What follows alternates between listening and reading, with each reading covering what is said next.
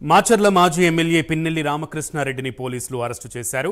Bail పిటిషన్లను high court కొట్టివేయడంతో పిన్నెల్లిని arrest చేసిన పోలీసులు SP కార్యాలయానికి తరలించారు. ఎస్పీ కార్యాలయం నుంచి పిన్నెల్లిని మాచర్ల కోర్టుకు తరలించే అవకాశం ఉంది. ఈవీఎంల ధ్వంసం, అడ్డుకున్న వారిపై దాడి కేసులో పిన్నెల్లి ముందస్తు బెయిల్ పిటిషన్లను హైకోర్టు కొట్టివేయడంతో పోలీసులు ఆయన్ను అరెస్టు చేశారు.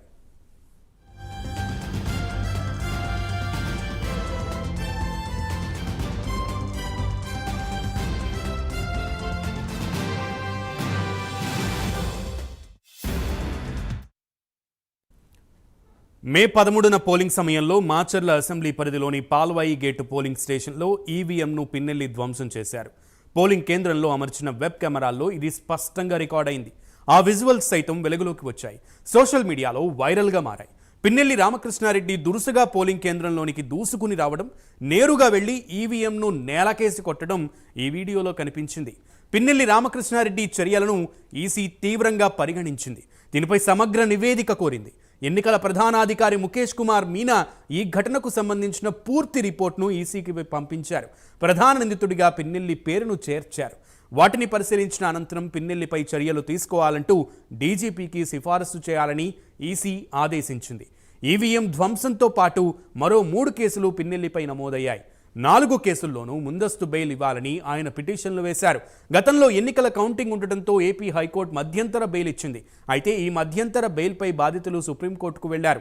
అప్పట్లో హైకోర్టు మధ్యంతర బెయిల్పై సుప్రీంకోర్టు తీవ్ర వ్యాఖ్యలు చేసింది. దీంతో పిన్నెల్లి పిటిషన్లపై గతంలోనే వాదనలు విన్న ఏపీ హైకోర్టు ఇవాళ తీర్పు వెలువరించింది. గతంలో ఇచ్చిన మధ్యంతర ఉత్తర్వులను రద్దు చేసింది. 4 ముందస్తు బెయిల్ పిటిషన్లను తిరస్కరించింది.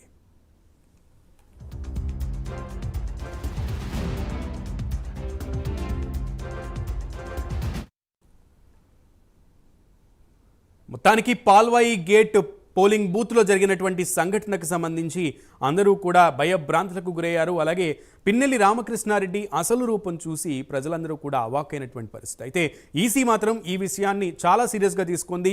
ఇప్పుడు ఎస్పీ కార్యాలయానికి ఆయన తరలించినట్టుగా తెలుస్తోంది. హైకోర్టు కూడా బెయిల్ పిటిషన్లన్నీ కూడా తిరస్కరించడంతో ఆయన్ని అరెస్టు చేయడం జరిగింది. పూర్తి సమాచారం మా ప్రతినిధి రవికృష్ణ లైవ్ ద్వారా అందిస్తారు. రవికృష్ణ, పిన్నెల్లిని అరెస్టు చేసినట్లుగా విషయం బయటకు వస్తోంది. అయితే పిన్నెల్లికి సంబంధించి ఈరోజు హైకోర్టు ఇచ్చినటువంటి తీర్పుల డీటెయిల్స్, అలాగే ఇప్పుడు పిన్నెల్లి ఎస్పీ కార్యాలయానికి పిన్నెల్లిని తరలించడం, మొత్తం డీటెయిల్స్ ఇవ్వండి ప్లీజ్. సునీల్, ఏదైతే పిన్నెల్లి రామకృష్ణారెడ్డి అంటే మాచర్లకు సంబంధించినటువంటి మాజీ ఎమ్మెల్యే పిన్నెల్లి రామకృష్ణారెడ్డికి సంబంధించినటువంటి బెయిల్ పిటిషన్ అయితే వాళ్ళు తిరస్కరించడం జరిగింది. ఈరోజు తిరస్కరించడంతో హైకోర్టు తిరస్కరించడంతో ఒక్కసారిగా కూడా ఆయన అరెస్ట్ చేసేందుకు పోలీసులు వెళ్ళారు. ఆయన అరెస్ట్ కూడా చేశారు. ప్రజెంట్ నేనైతే మాత్రం ఇక్కడ ఉన్నటువంటి పల్నాడు ఎస్పీ కార్యాలయం దగ్గర ఉన్నాను. ఈ కార్యాలయం ఇప్పుడు మన కెమెరామెన్ చూపిస్తున్నాడు ఎస్పీ కార్యాలయం. ఆ ఎస్పీ కార్యాలయానికి సంబంధించి లోపల ఆయన గత 2 గంటల నుంచి అంటే 4 గంటలకి ఆయన అయితే అరెస్ట్ చేశారు. అరెస్ట్ చేసేటువంటి సమయంలో ఆయన ఇక్కడ నర్సరావుపేటలో ఉన్నటువంటి ఒక వాళ్ళ బంధువులకు సంబంధించినటువంటి ఇంటిలో ఉన్నటువంటి సందర్భంలో ఆయన్ని అక్కడ అరెస్ట్ చేయడం జరిగింది.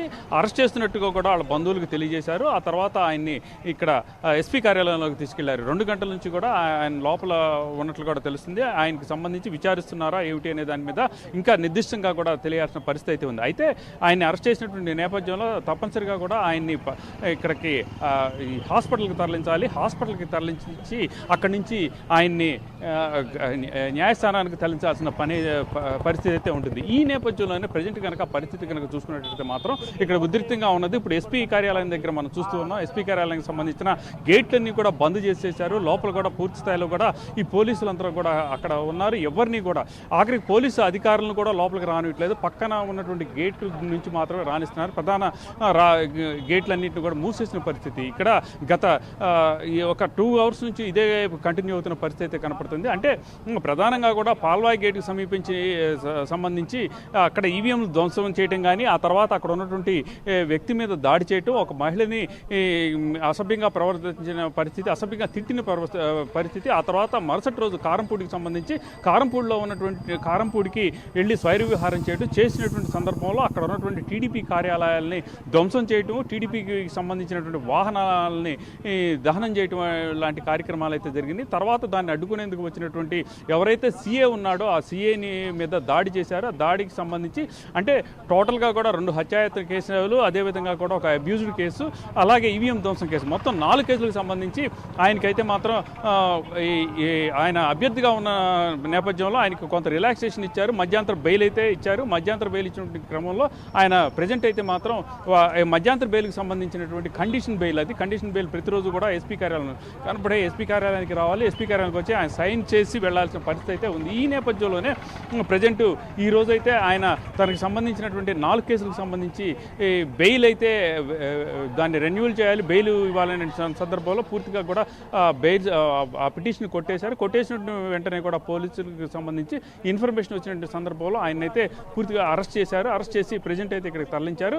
అదేవిధంగా కూడా ఆయన సోదరుడు అయినటువంటి వెంకటరామరెడ్డి కూడా దీంట్లో ఏటీ ముద్దాయిగా ఉన్నాడు. ఆయనకి సంబంధించి కూడా ఎలక్షన్స్కి సంబంధించినటువంటి ఎలక్షన్ పోలింగ్ రోజు ఆయన కూడా అక్కడ ఉన్నటువంటి ఏదైతే మాచర్లో ఉన్నటువంటి అక్కడ ఉన్నటువంటి ఎన్జిఓ కాలనీ దగ్గర ఆయన ఒక మొత్తం 4 యువకుల మీద దాడి చేశారు. దాడి చేసినటువంటి ఈ క్రమంలో ఆ కేసు, దానికి సంబంధించి మరో మొత్తం 4 కేసులు, ఒక 5 కేసులు కూడా ఆయన మీద ఉన్నాయి. టోటల్గా కూడా ఇప్పటి వరకు ఈయన ఎవరైతే పిన్నెల్లి రామకృష్ణారెడ్డి, మాజీ ఎమ్మెల్యే పిన్నెల్లి రామకృష్ణారెడ్డికి సంబంధించి మొత్తం 14 కేసులు నమోదైనాయి. 14 కేసులో ఏ కేసు మీద ఇప్పుడు అరెస్ట్ చేస్తారనే దాని మీద అయితే నిర్దిష్టంగా కూడా సమాచారం అయితే రాలేదు. దేని మీద అరెస్ట్ చేసినప్పటికీ కూడా కంపల్సరీగా కూడా ఆయన మాచర్ల తరలించాల్సిన పరిస్థితి ఉంటుంది. మాచర్ల న్యాయస్థానానికి తరలించి అక్కడ జడ్జి దగ్గర ప్రవేశపెట్టాల్సిన పరిస్థితి అయితే ఉంటుంది. అయితే ఈవీఎం కేసులకు సంబంధించి మాత్రం చాలా సీరియస్గా కూడా ఈసీ గతంలో తీసుకున్నారు. ఈవీఎం ధ్వంసం అనేది మాత్రం దాన్ని మాత్రం చాలా సీరియస్గా తీసుకున్న నేపథ్యంలో ఆయనకి అప్పుడే అరెస్ట్ చేయాలని చెప్పినప్పటికీ కూడా ఆయన హైకోర్టును ఆశ్రయించడం, ఆ తర్వాత మధ్యంతర బెయిల్ ఇవ్వడం కూడా జరిగింది.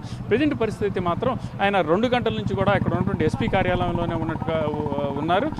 ఆయనకి సంబంధించి ఒక వ్యక్తిని అరెస్ట్ చేయాలంటే మాత్రం ఇక్కడ నుంచి ఫస్ట్గా కూడా ఇక్కడికి హాస్పిటల్కి తరలించాలి. పక్కనే ఇక్కడ గవర్నమెంట్ హాస్పిటల్ ఉంది, గవర్నమెంట్ హాస్పిటల్కి తరలిస్తారు. అక్కడ మొత్తం కూడా ఆయనకి హెల్త్కి సంబంధించి పూర్తిగా కూడా చెకప్ చేసిన తర్వాత పోలీసులు కస్టడీలోకి తీసుకోవటం, అదేవిధంగా కూడా కోర్టులో ప్రవేశపెట్టడం అనేది జరుగుతూ ఉంటుంది. ఈ జరిగిన తర్వాత ఆయన్ని ఎక్కడికి తరలిస్తారనే దాని మీద మాత్రం రవికృష్ణ అయితే దీనిని కస్టడీగానే చూడాలా, దాని ప్రకారం జరగాల్సిన పరిస్థితి. రైట్, రవికృష్ణ అయితే దీనిని కస్టడీగానే చూడాలా, లేదు అరెస్ట్గా చూడాలా?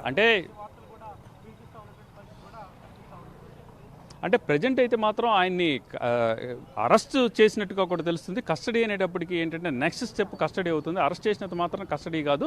ప్రజెంట్ అయితే ఆయన అరెస్ట్ చేయడం జరిగింది. అరెస్ట్ చేసి తర్వాత కస్టడీలోకి తీసుకోవాలంటే మాత్రం పూర్తిగా కూడా ఆయనకి సంబంధించి ఆయన్ని ఇక్కడ మెడికల్ చెకప్ చేయించాలి. మెడికల్ చెకప్ చేసిన తర్వాత కస్టడీలోకి తీసుకుంటారు. కస్టడీలోకి తీసుకున్న తర్వాతే ఇక్కడ న్యాయస్థానంలో ప్రవేశపెట్టడం జరుగుతుంది. అక్కడ దీనికి సంబంధించిన కేసులు ఏవైతే ఉన్నాయి అంటే పూర్తిగా కూడా మనకి తెలిసినంత మటుకి కూడా 4 కేసులు ఉన్నాయి. ఇంకా 14 కేసులు కూడా ఆయన మీద ఉన్నట్లుగా కూడా మనకు వచ్చినట్టు సమాచారం. వీటిలో దేంట్లో అయినా కూడా సంబంధించి ఆయన కస్టడీలోకి తీసుకోవడం, న్యాయస్థానం ముందు ప్రవేశపెట్టడం, దాన్ని బట్టి అక్కడ ఆయన న్యాయమూర్తి తీసుకునేటువంటి నిర్ణయాన్ని బట్టి ఆయన్ని ఇక్కడ గుంటూరుకి సంబంధించినటువంటి సబ్ జైలుకి తరలిస్తారా, రాజమండ్రి సబ్ జైలుకి తెలియాల్సిన పరిస్థితి అయితే ఉంటుంది. Sunil. Right, Ravikrishna, keep updating us. Thank you.